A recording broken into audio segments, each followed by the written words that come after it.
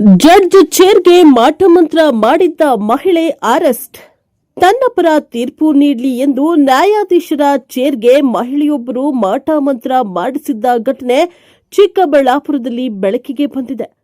ತನ್ನ ಪರ ಅನುಕೂಲಕರ ತೀರ್ಪು ಬರಬೇಕು ಎಂದು ಮಹಿಳಾ ನ್ಯಾಯಾಧೀಶರ ಚೇರ್ಗೆ ಮಾಟಮಂತ್ರ ಮಾಡಿದ್ದಾರೆ.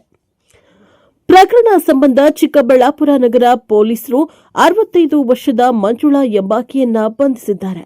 ಚಿಕ್ಕಬಳ್ಳಾಪುರ ನಗರದ ವಲಸಣ್ಣ ಬೀದಿ ನಿವಾಸಿಯಾಗಿರುವ ಮಂಜುಳಾ 1ನೇ ಹೆಚ್ಚುವರಿ ಸಿವಿಲ್ ನ್ಯಾಯಾಧೀಶರು ಹಾಗೂ ಜೆಎಂಎಫ್ಸಿ ನ್ಯಾಯಾಲಯದ ನ್ಯಾಯಾಧೀಶರು ಡಯಾಸ್ ಚೇರ್ ಮೇಲೆ ಮಂತ್ರಿಸಿದ ಬಿಳಿ ಸಾಸಿವೆ ಚೆಲ್ಲಿ ಮಾಟಮಂತ್ರ ಮಾಡಿದ್ರು.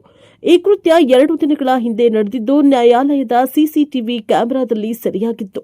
ಘಟನೆ ಸಂಬಂಧ ನ್ಯಾಯಾಲಯದ ಮುಖ್ಯ ಆಡಳಿತಾಧಿಕಾರಿ ನೇತ್ರ ನೀಡಿದ ದೂರಿನ ಹಿನ್ನೆಲೆಯಲ್ಲಿ ಚಿಕ್ಕಬಳ್ಳಾಪುರ ನಗರ ಪೊಲೀಸ್ ಠಾಣೆಯಲ್ಲಿ ದೂರು ದಾಖಲಾಗಿತ್ತು. ಮಂಜುಳಾ ವಿರುದ್ಧ ಕರ್ನಾಟಕ ಅಮಾನವೀಯ ದುಷ್ಪದ್ಧತಿ ಹಾಗೂ ವಾಮಾಚಾರ ಪ್ರತಿಬಂಧಕ ಮತ್ತು ನಿರ್ಮೂಲನಾ ಅಧಿನಿಯಮ 2017 ಅಡಿ ಪ್ರಕರಣ ದಾಖಲಿಸಲಾಗಿದ್ದು, ಸದ್ಯ ಆರೋಪಿಯನ್ನ ಬಂಧಿಸಲಾಗಿದೆ. ಬಂಧಿತ ಮಂಜುಳಾನನ್ನ ನ್ಯಾಯಾಲಯದ ಮುಂದೆ ಹಾಜರುಪಡಿಸಲಾಗಿದ್ದು 14 ದಿನಗಳ ನ್ಯಾಯಾಂಗ ಬಂಧನಕ್ಕೆ ಒಪ್ಪಿಸಲಾಗಿದೆ.